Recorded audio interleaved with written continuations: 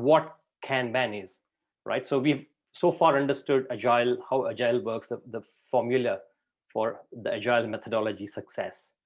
Now, where does Kanban fit in? Where does that fit in? What is Kanban? How can we use Kanban in the context of Agile product development, right? So those are the things that we need to really look at in this session and the next one. So if you look at it that way, again, Kanban is basically an Agile flavor, an approach of Agile flavor. So it can pretty much fit in working in the context of any Agile product development or a process improvement, whether it is Scrum, extreme programming, or SAFe, or any other lean. You talk about any other TDD, BDD. It pretty much sits in very well in that context. It can work like hand in glove with these kind of other Agile methodologies. So it definitely is, again, a good Agile approach, but it by itself cannot be really called a full-fledged Agile methodology. Why? We're going to have a look. So where does it really start? Basically, you really look at the aspect of Kanban in that context. What really is Kanban? Let's have a look at it. So you have, let's say in our daily life, we've got a lot of things to do. So we write, and this is pretty much what we call as a laundry list of things, you just keep writing and writing and writing. So you've got loads of things to do, tasks and things to do, for example. So you want to attend the course, you've got to go pick up somebody, you've got to meet, you've got to have your food, cook food, you've got to do your homework or your office work, you've got to attend calls, meetings. So there's so many things. You've got to catch up on your Netflix movies and Amazon Prime, the latest seasons. There's so many things that are on your to-do list, whether it is professional, personal. But how do you know where you really are in that context? You don't really know by looking at it as, oh yeah, I finished this, I've done. Maybe a kind of a tick mark or a checklist would have actually given you better indication. Yeah, that's so far, that's what you can pretty much do. You can't really add a lot of different indicators to it to deliver you the real value, to see where you are with respect to this catch up.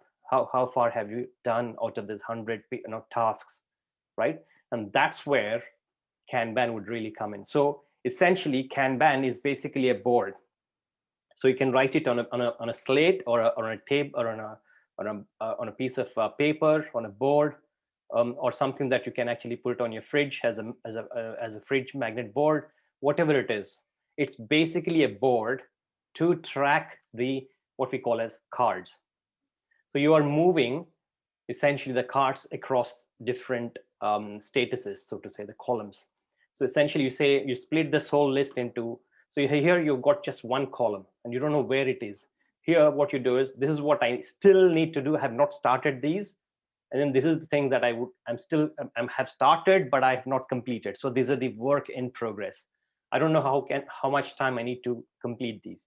And then the final column could be completed or done. So you know that, okay, after this 100, I've got like 10 finished, 40 still to do, and I've completed 50 already. So you know clearly some indication, some kind of aspects there in terms of how many tasks are still to do, how many are work in progress, and how many are done. Just by looking quickly at it, one glance at it would really give you a clear picture.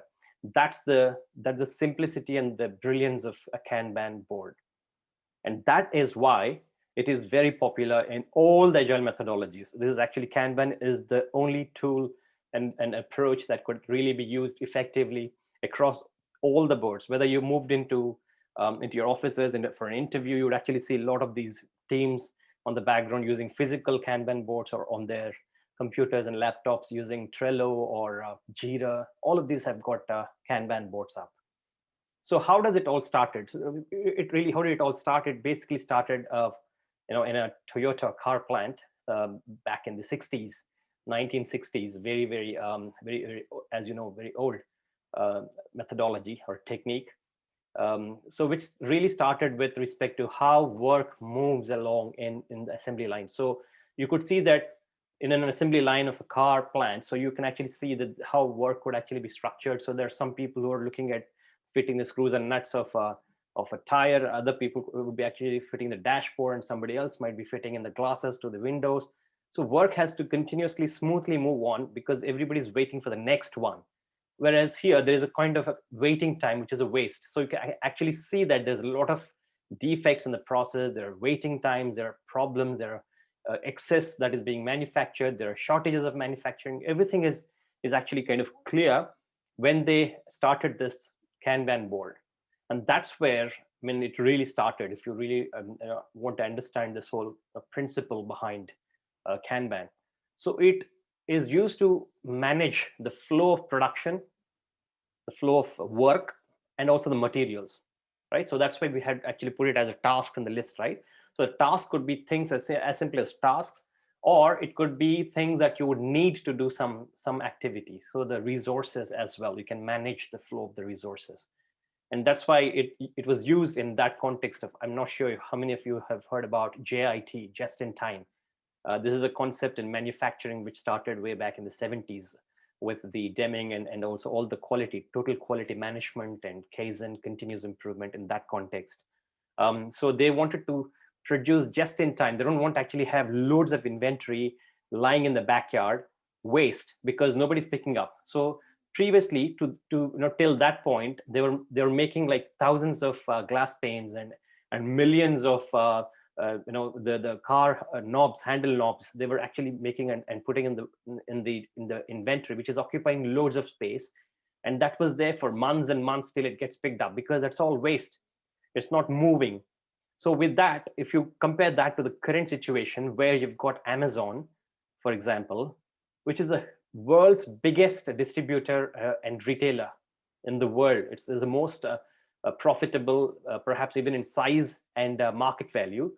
But you all know that Amazon doesn't really own any inventory. It is not owning any of the items that they deliver. They're just suppliers, and the items are lying somewhere else. So even the suppliers that you have got listed on Amazon.com, they are not owning the items. The items are lying somewhere else in a backyard inventory. And there are some companies whose whole purpose and objective is to just maintain the inventory. Whereas some other companies, the priority of the majority of the companies, their priority is to just deliver, is to just supply these items, is to just connect the items is to connect the people who need the items with the people who have got the items. So basically, Amazon does that simple aspect of connecting the suppliers with the people who have got the people who've got the need for those supplies, for the items in the inventory. And that's pretty much lies where the spirit of Kanban is. It's the flow. It's actually trying to remove all the waste and making sure there's no waiting time. Waste could be not just physical waste, but also the waste in waiting, the waste in excess inventory, the waste in either overproduction or underproduction. All of these could be the factors that could contribute to the waste. And that's where Kanban is actually kind of it originated. That's the spirit of Kanban, which has actually transformed and translated into the software development, and that's where Agile actually picked up some of the best practices